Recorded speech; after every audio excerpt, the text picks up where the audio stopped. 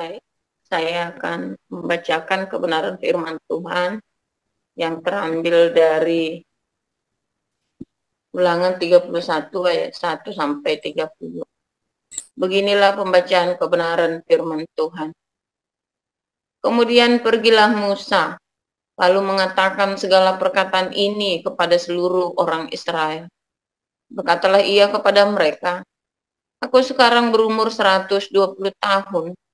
Aku tidak dapat diet lagi, dan Tuhan telah berfirman kepadaku, Sungai Yordan ini tidak akan kau seberangi. Tuhan, Allahmu, dialah yang akan menyeberang di depanmu. Dialah yang akan memunahkan bangsa-bangsa itu dari hadapanmu, sehingga engkau dapat memiliki negeri mereka. Yosua, dialah yang akan menyeberang di depanmu, seperti yang difirmankan Tuhan. Dan Tuhan akan melakukan terhadap mereka seperti yang dilakukannya terhadap Sihon dan Og, raja-raja orang Amori, yang telah dipunahkannya itu, dan terhadap negeri mereka. Tuhan akan menyerahkan mereka kepadamu, dan haruslah kamu melakukan kepada mereka tepat seperti perintah yang kusampaikan kepadamu. Kuatkan dan teguhkanlah hatimu, janganlah takut dan janganlah gemetar karena mereka, sebab Tuhan Allahmu, dialah yang berjalan menyertai engkau. Ia tidak akan membiarkan engkau dan tidak akan meninggalkan engkau. Lalu Musa memanggil Yosua dan berkata kepadanya di depan seluruh orang Israel, kuatkan dan teguhkanlah hatimu, sebab engkau akan masuk bersama-sama dengan bangsa ini ke negeri yang dijanjikan Tuhan dengan sumpah kepada nenek moyang mereka, untuk memberikannya kepada mereka, dan engkau akan memimpin mereka sampai mereka memilikinya. Sebab Tuhan, Dia sendiri akan berjalan di depanmu. Dia sendiri akan menyertai engkau. Dia tidak akan membiarkan engkau dan tidak akan meninggalkan engkau. Janganlah takut dan janganlah patah hati. Setelah hukum Taurat itu dituliskan Musa, maka diberikannya kepada imam-imam Bani Lewi yang menyangkut tabut perjanjian Tuhan dan kepada segala tua-tua Israel. Dan Musa memerintahkan kepada mereka demikian. Pada akhir 7 tahun, pada waktu yang telah ditetapkan dalam tahun penghapusan hutang, yakni hari raya Pondok Daun, apabila seluruh orang Israel datang menghadap hadirat Tuhan, Allahmu, di tempat yang akan dipilihnya, maka haruslah engkau membacakan hukum Taurat ini di depan seluruh orang Israel. Seluruh bangsa itu berkumpul, laki-laki, perempuan dan anak-anak, dan orang asing yang diam di dalam tempatmu, supaya mereka mendengarnya dan belajar takut akan Tuhan Allahmu, dan mereka melakukan dengan setia segala perkataan hukum Taurat ini, dan supaya anak-anak mereka yang tidak mengetahuinya dapat mendengarnya dan belajar takut akan Tuhan Allahmu selama kamu hidup di tanah kemana kamu pergi menyeberangi sungai Yordan untuk mendudukinya. Kemudian berfirmanlah Tuhan kepada Musa, sesungguhnya sudah dekat waktunya bahwa engkau akan mati. Maka panggillah Yosua dan berdirilah bersama-sama dengan dia dalam kemah pertemuan, supaya aku memberi perintah kepadanya. Lalu pergilah Musa dan Yosua berdiri dalam kemah pertemuan. Dan Tuhan menampakkan diri di kemah itu dalam tiang awan. Dan tiang awan itu berdiri pada pintu kemah. Tuhan berfirman kepada Musa, ketahuilah, engkau akan mendapat perhentian bersama-sama dengan nenek moyangmu, dan bangsa ini akan bangkit dan berjinah dengan mengikuti Allah asing yang ada di negeri, kemana mereka akan masuk. Mereka akan meninggalkan aku dan mengingkari perjanjianku yang kuikat dengan mereka. Pada waktu itu murkaku akan bernyala-nyala terhadap mereka. Aku akan meninggalkan mereka dan menyembunyikan wajahku terhadap mereka, sehingga mereka termakan habis dan banyak kali ditimpa malapetaka serta kesusahan. Maka pada waktu itu mereka akan berkata, bukankah malapetaka itu menimpa kita, oleh sebab Allah kita tidak ada di tengah-tengah kita? Tapi aku akan menyembunyikan wajahku sama sekali pada waktu itu, karena segala kejahatan yang telah dilakukan mereka, yakni mereka telah berpaling kepada Allah lain. Oleh sebab itu tuliskanlah nyanyian ini dan ajarkanlah kepada orang-orang Israel. Letakkanlah di dalam mulut mereka, supaya nyanyian ini menjadi saksi bagiku terhadap orang Israel. Sebab aku akan membawa mereka ke tanah yang kujanjikan dengan sumpah kepada nenek moyang mereka, yakni tanah yang berlimpah-limpah susu dan madunya.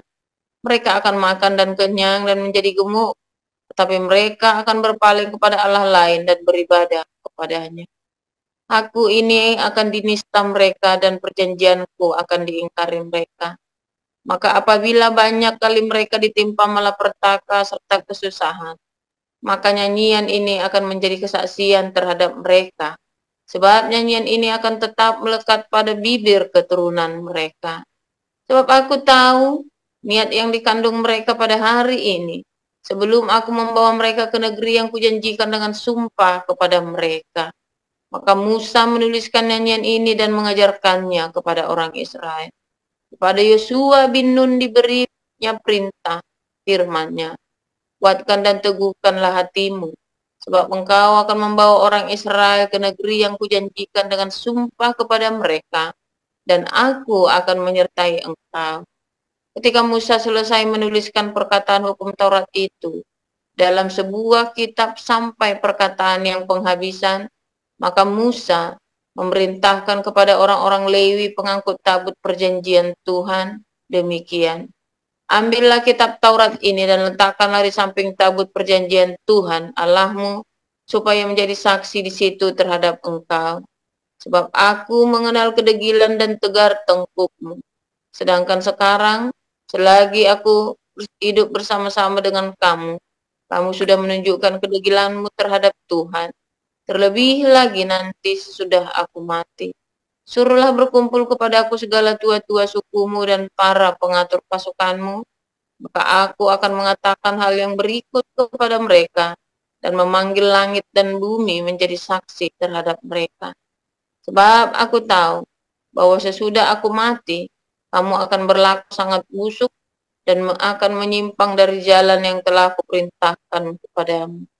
Sebab itu, di kemudian hari malapetaka akan menimpa kamu, apabila kamu berbuat yang jahat di mata Tuhan, dan menimbulkan sakit hatinya dengan perbuatan tanganmu.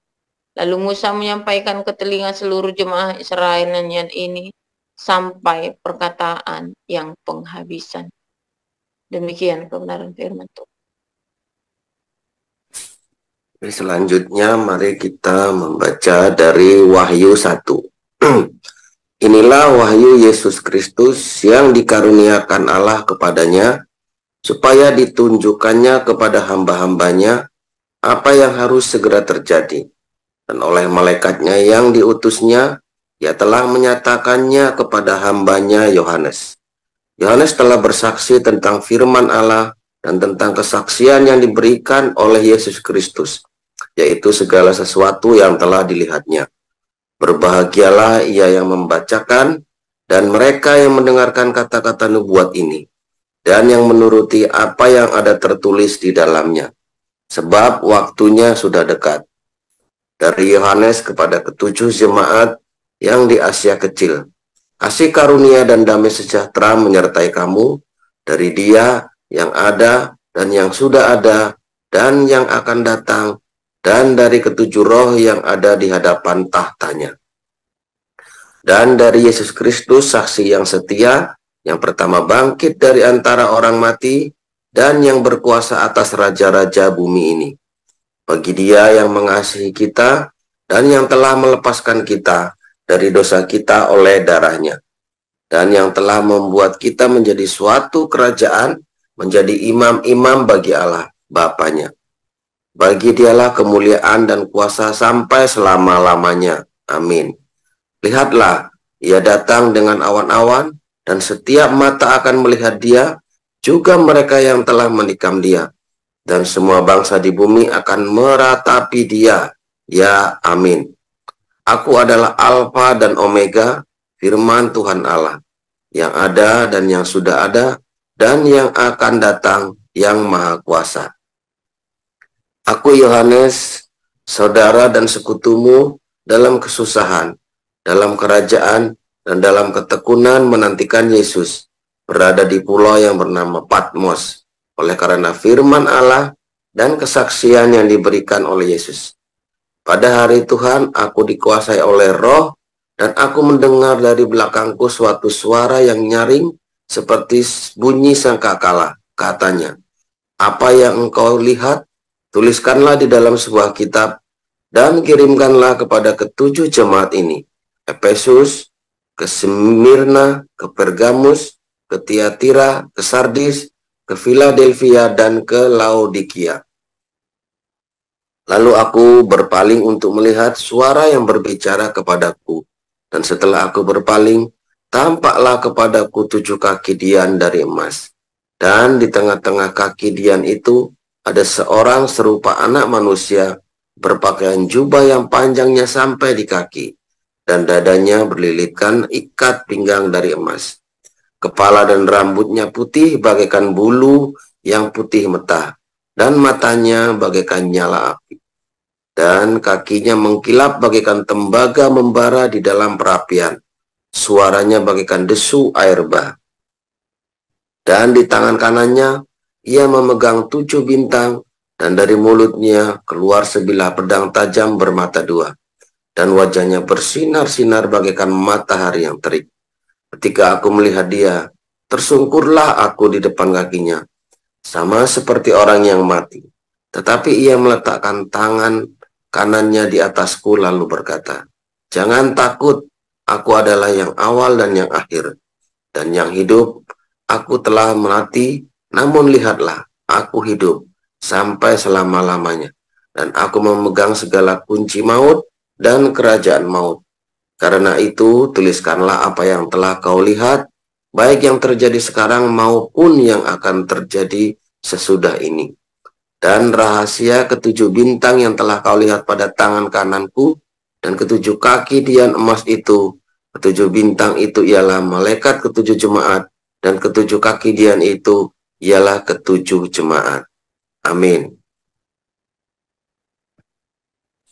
Amin. Terima kasih untuk para lektor, Bu Sarma dan Pak Maru.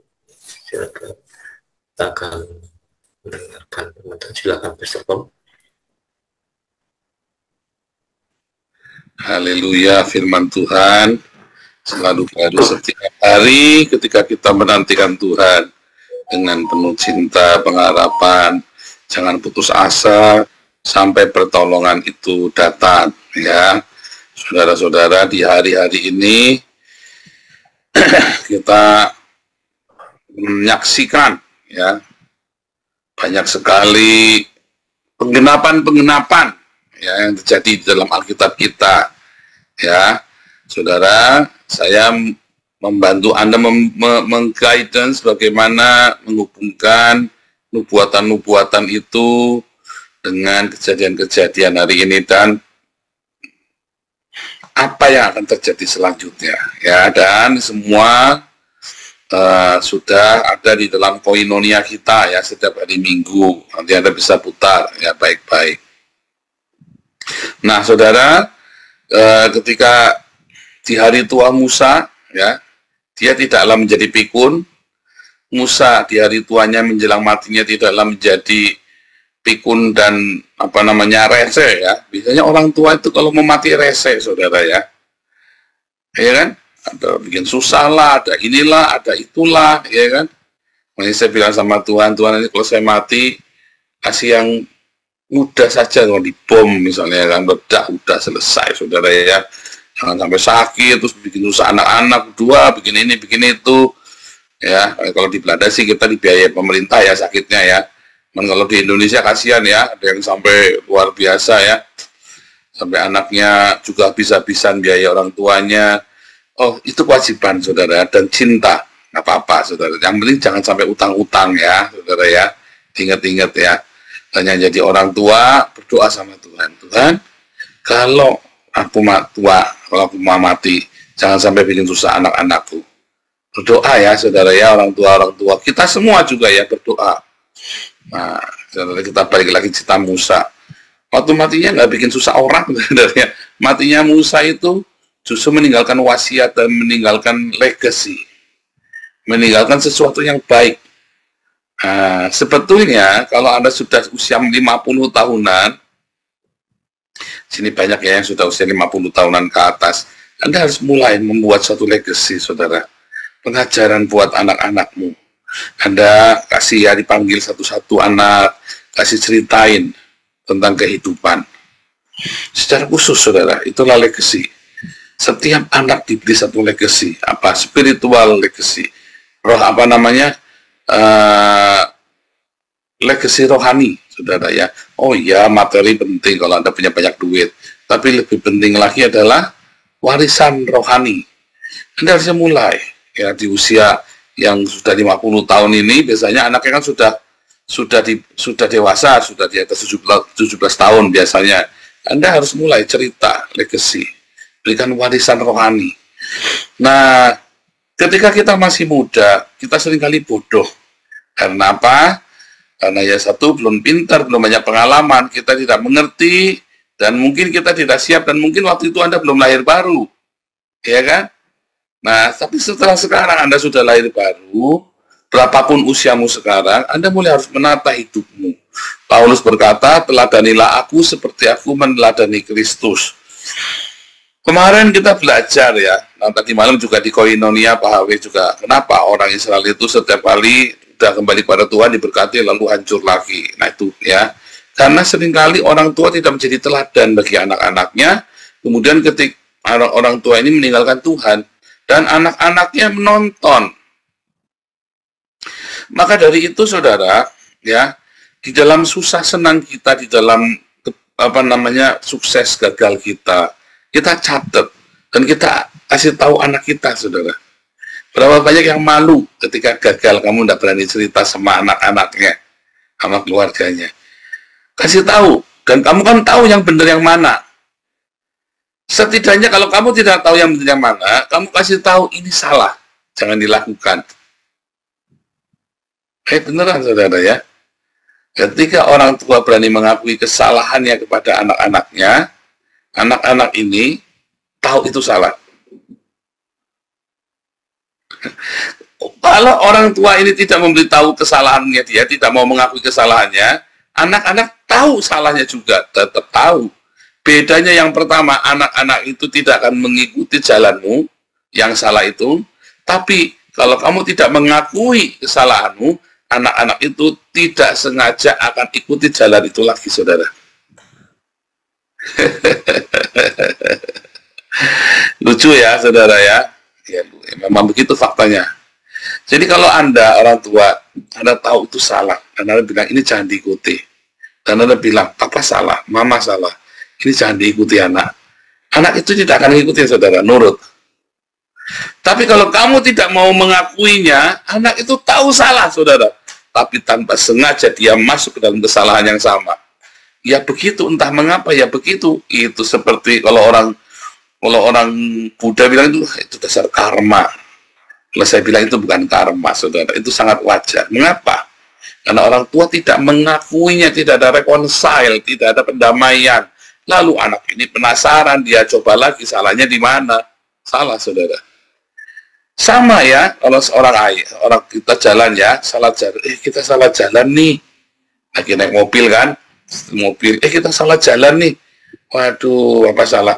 Tapi kalau kamu ngomong enggak, langsung aja mau belok, padahal kamu salah, saudara. Kamu lagi setir mobil ke sebuah tempat, nyasar, atau naik motor nyasar. Oh enggak, Anda gengsi kamu nyalain. Maka anak Anda juga akan nyasar dengan cara yang sama itu. Tapi kalau kamu mengakui, iya nih aku salah nih. Anak akan, oh iya, itu dulu rupa yang papa dulu kesasar. Nah itu cuma analoginya seperti itu. Sama, saudara. Entah mengapa bisa begitu, dicoba aja kalau nggak percaya. Ya. Nah di usia tua, harusnya kita justru meninggalkan teladan yang baik. Tadi kalau nggak baik, kita harus akui, saudara, yang salah. Tapi seharusnya kita meninggalkan legacy yang baik. Teladan yang baik, ya, kita memberikan contoh yang baik kepada anak-anak kita. Nah, maka dari itu hari-hari kita itu harus takut akan Tuhan, saudara. Tiap hari jangan sampai meleset.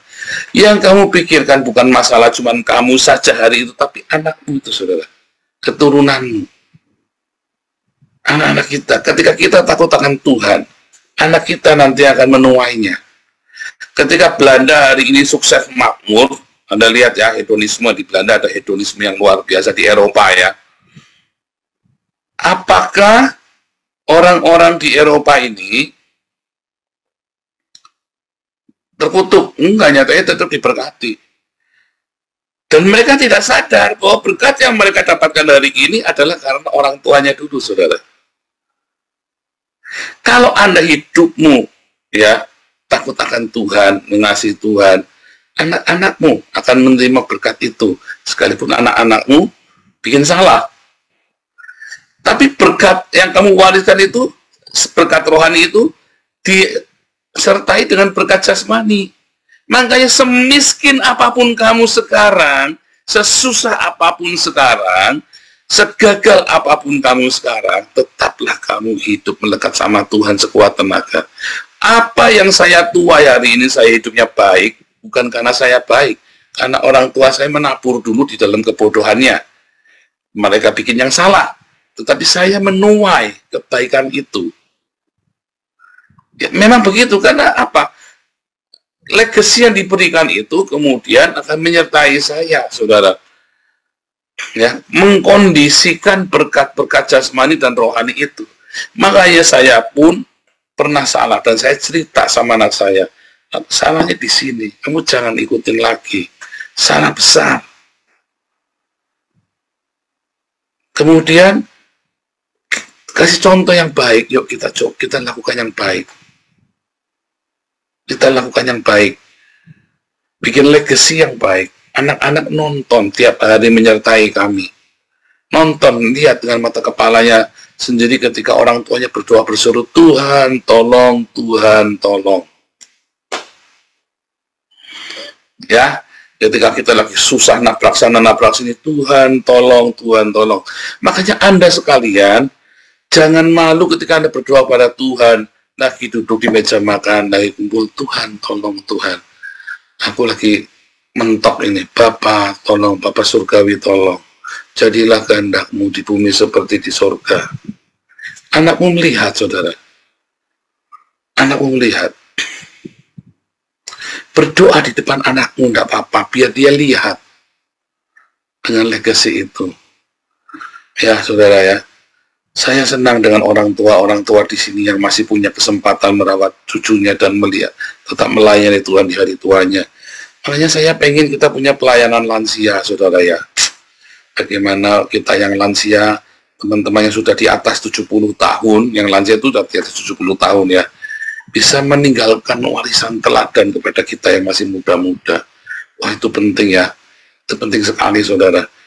Makanya ya saudara, kita ada tim besuk ini ya, Ibu Ida, kita minta tolong, oh saya sudah tua, aduh Bu, bagus kalau sudah tua, bisa ngajari, ketika lagi besuk, ceritanya banyak, ya kan, lagi besuk bisa cerita banyak, kalau Anda kurang pengalaman, besuk malah diajari sama yang dibesuk, saudara, repot, tapi karena lagi besuk, kita butuh orang tua, ada Pak Iman, ya, ada Ibu Mantu, Ibu Mantu masih muda ya, masih 60 lebih ya. Pak Iman ya, ada Pak Iman, ada Bu Ida, ya, dan yang lainnya. Harusnya kita punya pelayanan yang ini ya, pelayanan untuk para senior. Nah, itu kita harus punya tuh, saudara. Tapi pelan-pelan ya, saudara. Kita lagi bikin youth dulu. Nanti kita habis youth, terus kita bikin pelayanan senior dulu. Pelayanan anak nanti, saudara. Kalau senior, kalau pelayan sudah dewasa itu, ya bisa sabar, kita nunggu, kita bangun. Tapi kalau pelayanan anak kita mulai, sekali itu nggak bagus, anak-anak nggak mau datang lagi, saudara. Kapok dan jangan dipaksa. Kita harus cari format yang menarik dulu di pelayanan anak online ini. Makanya, ya kita juga ya dengan tim yang ada di Den Haag ini, kita lagi mau bikin pelayanan anak yang menarik sekali, saudara ya. Kita bikin boneka yang gede-gede ya, bukan yang gede-gede, jadi pakai boneka, terus kita bikin panggung boneka dan pakai boneka juga, kita bikin banyak hal ya, yang audiovisual anak-anak itu kan, yang banyak bergerak, yang banyak menyanyi, yang banyak bersukacita bersama-sama. Itu penting, ya saudara, itu sangat penting sekali. Nah, pelayan orang tua, ya orang-orang tua yang di usia senja ini, ya yang senior, yang sudah namanya senior, artinya dia sudah memiliki banyak sekali pengalaman, baik yang baik maupun yang buruk, saudara. Ya, mau pengalaman yang baik maupun pengalaman yang buruk. Bagaimana kita bisa cerita ya kepada anak-anak yang lebih muda di bawahnya, pada orang-orang yang lebih muda di bawahnya. Dan bagaimana kita saling sharing bagaimana meninggalkan legacy yang baik kepada keluarga. Karena banyak sekali orang sudah senior, sudah lanjut usia, tapi tidak meninggalkan legacy rohani, saudara. Dia tidak ngerti atau kelupaan. Sibuk. Karena apa, saudara? Karena cari uang. Karena saking kayanya atau saking miskinnya. Ya kan? Seringkali begitu ya, saudara ya. Makanya kita mau ingatkan kembali para senior-senior ini. Jangan lupa sebelum kamu pergi kepada Bapak, berikan legasimu dulu kepada kita yang masih muda-muda. Saudara, Yohanes waktu di Patmos itu, ya di usia sudah lanjut ya, 90 tahun lebih. Dan baru dihukum mati, tapi nggak mati-mati. Kalau bahasa kerennya itu, bahasa Hollywoodnya itu die hard. Ya, matinya angel, ya, die hard itu Yohanes itu ya. Orang mati-mati, ya, dihukum, dimasukin ke minyak, digoreng pun nggak mati, sudah. Itu die hard. Nah, Yohanes itu akhirnya dilempar ke Patmos. Di Patmos dia mendapatkan legacy itu dan diberikan kepada kita. Musa, Daud, ya, siapa lagi saudara? Paulus, Petrus. Di hari-hari mereka, di hari-hari senjanya mereka, ya, mereka meninggalkan legacy sehingga menjadi baru.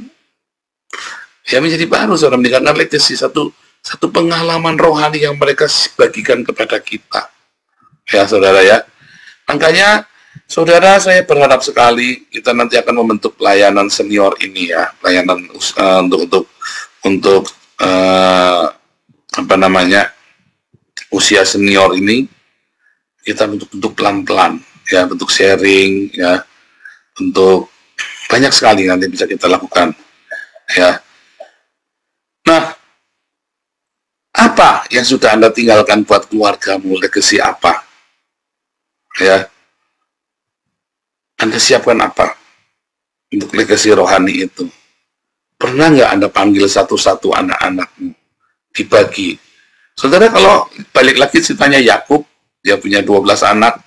Ketika di hari tuanya dia panggil satu-satu, setiap anak terima berkat satu-satu, saudara. Dan berkatnya masing-masing. Ya. Berkatnya masing-masing.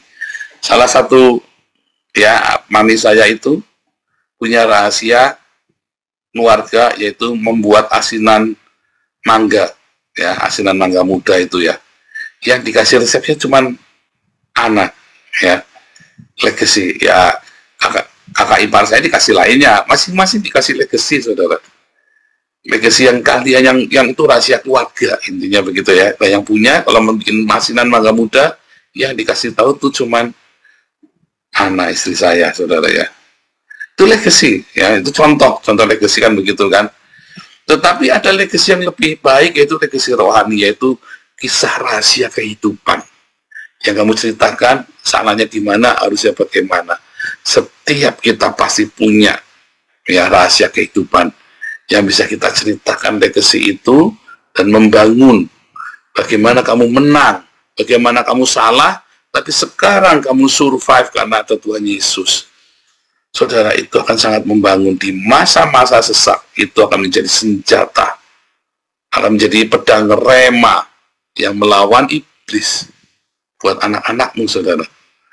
Setiap orang tua jangan sampai tidak meninggalkan legacy apapun kepada anaknya.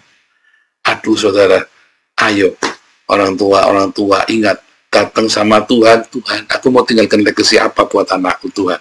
Yang mana? Yang aku punya anak 3, A, B, C, apa yang harus saya katakan kepada mereka untuk memberkati.